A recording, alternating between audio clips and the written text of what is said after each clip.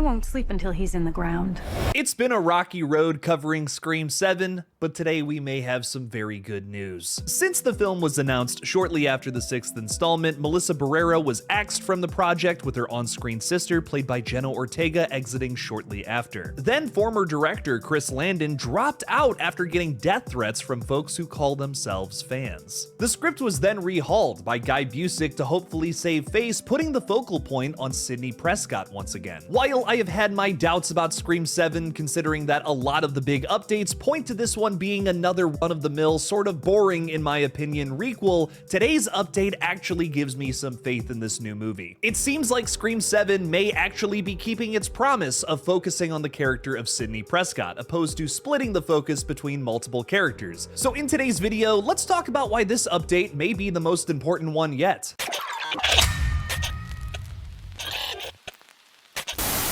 Hey everybody, I'm Killjoy Jake, and instead of having friends, I have horror movies. If you're excited for Scream 7 just like me, make sure to subscribe to this page for more horror movie updates on some of the most exciting upcoming releases. Also, becoming a channel member really helps out the page a lot, and you even get an extra weekly video. Thank you to all of my Patreon supporters and channel members. Now let's get into the video. So recently we had an update from a reliable third-party source, Jude Jarjora, where he revealed that Sidney Prescott had over 40 minutes of screen time in the 7th installment, with Gale Weathers hitting the 20-minute mark. A few things here. Jude is a third-party source, but one that I personally trust, especially after having a good conversation with the fella. Take it with a grain of salt, of course, but I personally believe this. If this is true, that means that Sidney Prescott would have a similar amount of screen time to that of the original film, where she was undoubtedly the focus. Obviously, quality is more important than quantity, especially in this situation, but going back and watching some of the other Scream sequels where there's less and less of Sidney Prescott,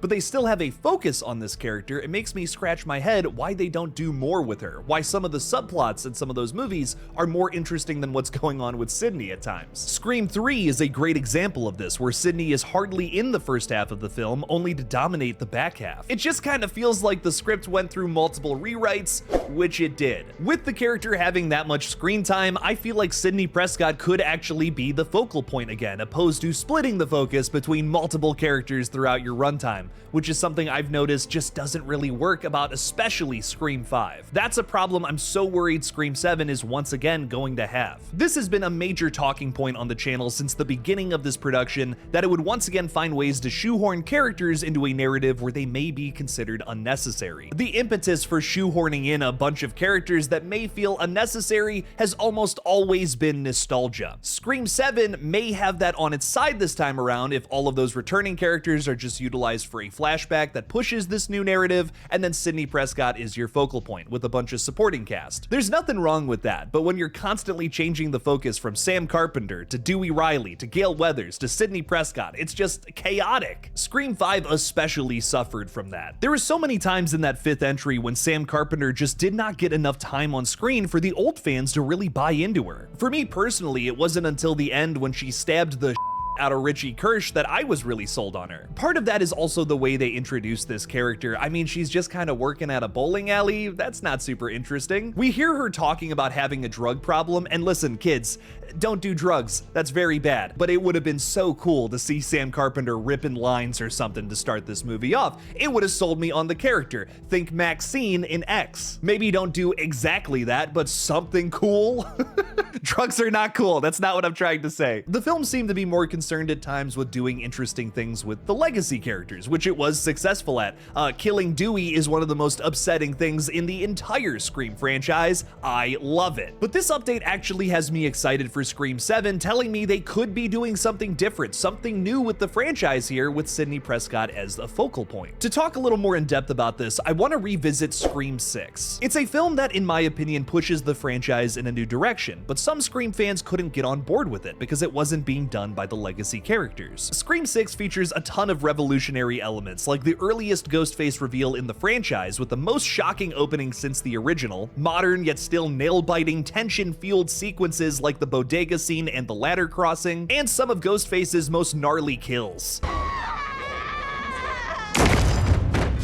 What I think left a really sour taste in the mouths of longtime fans is the fact that the murder mystery was treated like an afterthought. Scream 6 was more concerned about shocking you with the way that it broke up the formula rather than a big ghost face reveal at the end, which I personally understand, but I also get why people weren't on board with that either. I do think, however, that some of the older fans would have gotten into it a little more if it was being handled by the legacy characters rather than a bunch of new kids. Like, imagine if Scream 6 starred Sidney Prescott somehow. I think more fans would have been on board in that case. For some, Scream is like Scooby-Doo. If it's not Mystery Incorporated solving the crimes, one may lose interest despite an actually really cool story potentially unfolding on screen. I think if Scream 7 is a better version of Scream 6, reinventing a lot of modern horror tropes with the legacy cast and characters, that balance won't feel too revolutionary for the longtime fans and still keep the interest of newcomers because it's actually hitting on stuff being talked about in the genre right now. There's a chance that Scream 7 could be getting into something similar to that with today's update, and that is what has me so excited for the film now. That's what Scream should be doing, not regurgitating formulas they've already gone through like a lot of other horror films out there.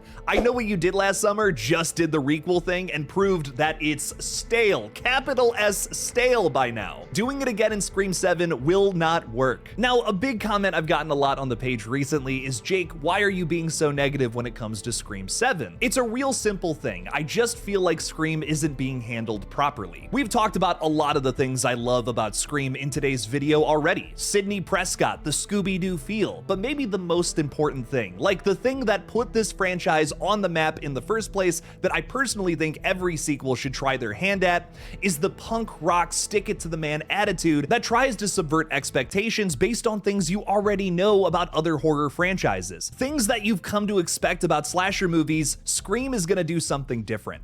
Jesus Christ, you don't know the rules?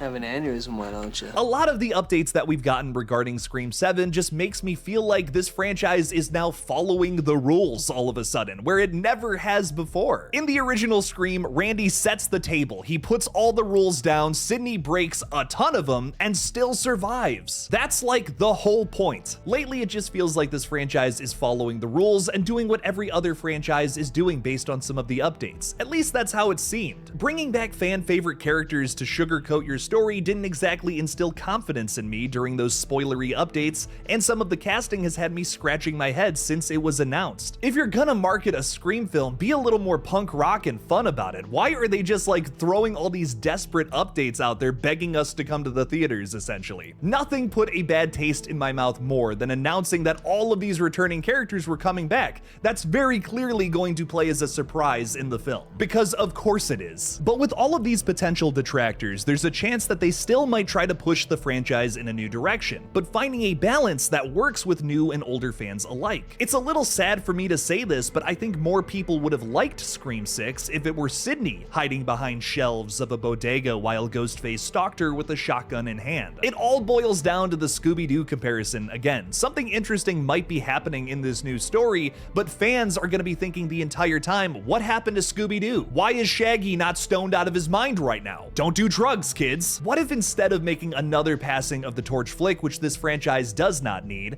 Scream 7 analyzes a lot of modern horror tropes through the lens of the legacy character's perspective? That would be a story that would have me absolutely losing my mind. Now, I want to end this by saying that I know a lot of us are very disappointed we're not getting another Carpenter sister story here, as am I. But I think Scream 7 could be the catalyst for new creative continuations. Once franchise fans see that applying modern horror techniques and commentary to Scream while also finding a way to make it all fresh again can work, I feel like more people are going to be open to the franchise branching off into new stories and characters. Scream 7 is a film that could prove that this series has the potential to go on forever, constantly analyzing the current state of horror like I know it can. But maybe there are others out there that just need convincing with the legacy characters, something that Scream 6 just couldn't do. I'm excited to see if Scream 7 is actually effective in those regards, but I guess we'll all find out on February 27th of next year. Let's go! Are you guys as excited for Scream 7 as I am? Let me know down in the comments below. Thank you all again for watching, please subscribe, and as always, don't forget to kill it out there, y'all.